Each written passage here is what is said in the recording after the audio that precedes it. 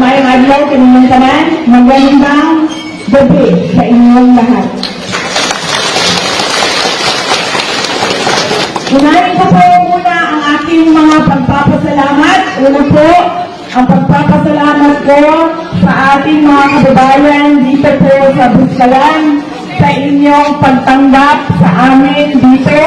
Pasensya na hindi kami nagpasabi na darating kami pero ayaw namin na makaabala sa inyo at nagpapasalamat pa rin kami sa programa na inihanda ninyo para mag-welcome sa amin dito. Kasama ko po ang mga empleyado ng Office of the Vice President. Ang susunod ko po ay pagpapasalamat pa rin. Galing po sa akin.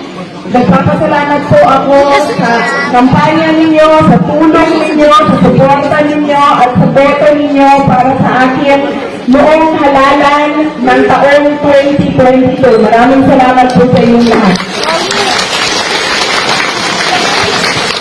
Ang pangatlong pagpapasalamat ko ay personal pa rin sa akin. Nagpapasalamat ako sa inyong suporta sa aking opisina ang tanggapan ng pangalawang Pangulo ng Pilipinas. Maraming salamat po. At ang huling pagpapasalamat ay mula po sa aming pamilya, ang pamilya Duterte, na kahit galing po kami ng Mindanao, ay sinuportahan ninyo kami dito sa Northern Luzon, lalong-lalo na sa 6 na taon na administrasyon ni Pangulong Rodrigo Duterte. Maraming salamat po. Malaki ang utang na loob ng aming pamilya sa inyo, mga kababayan namin, sa pagkakataon na ibinibigay ninyo sa amin na makapaglingkod sa ating bayan. Kaya po, taus-puso po at hindi po maubos ang pagpapasalamat ng pamilya namin sa inyong lahat.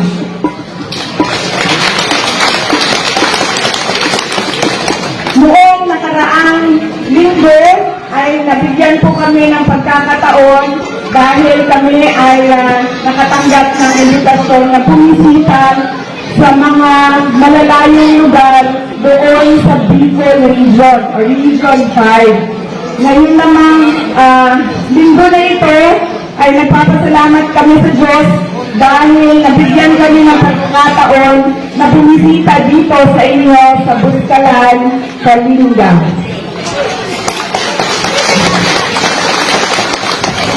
Mahaba po yung biyahe at malayo po yung biyahe namin.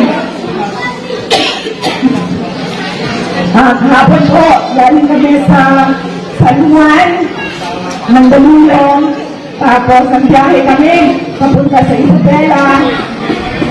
Tumigil kami sa Santiago City.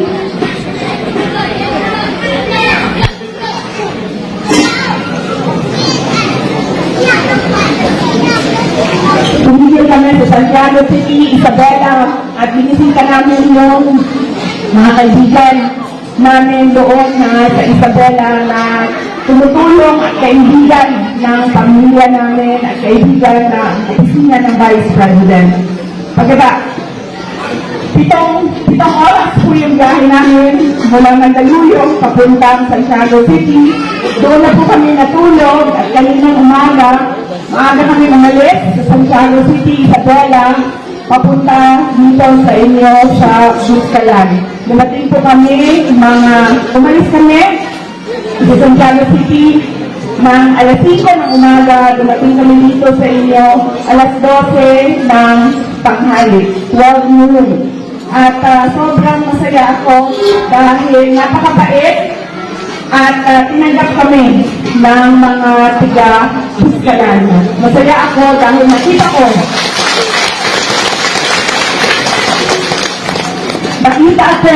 yung resiliency ng inyong lugar dito sa Buskalan. At nakikita ko yung pagkakaisa at pagtutulungan ninyo para sa inyong komunidad, lalo-lalo na sa mga bisita na gustong makita ang inyong lugar at makilala si Apo Wangud.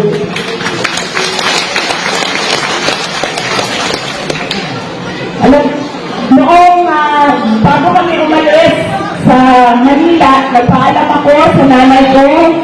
Sabi ko sa kanya, pupunta kaming Kalinga.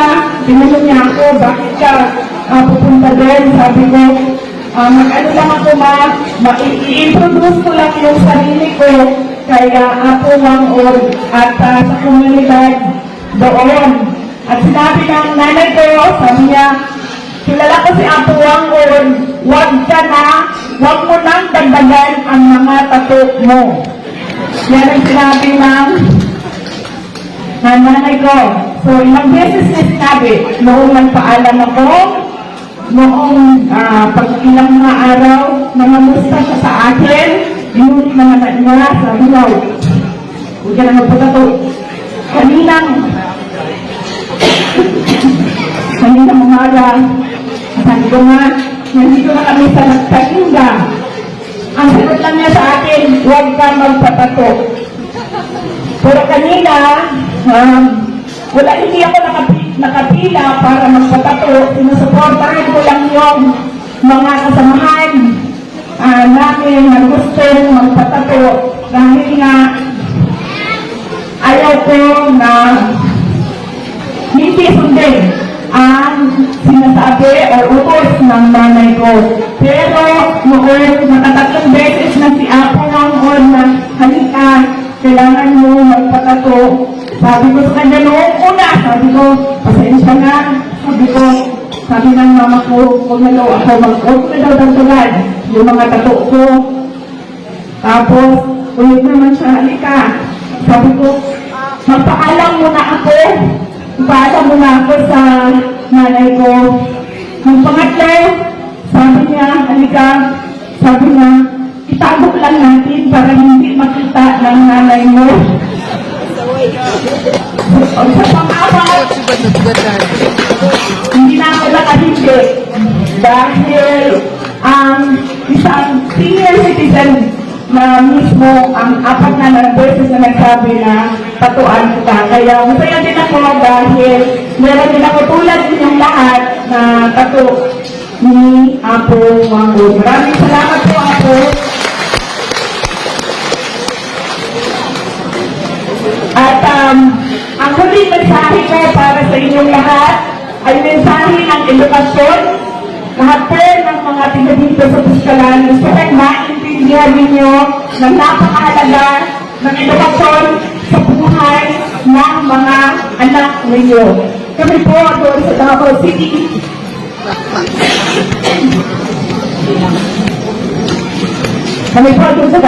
Bago po ako bumaba as mayor, natapos namin ang City College of Davao.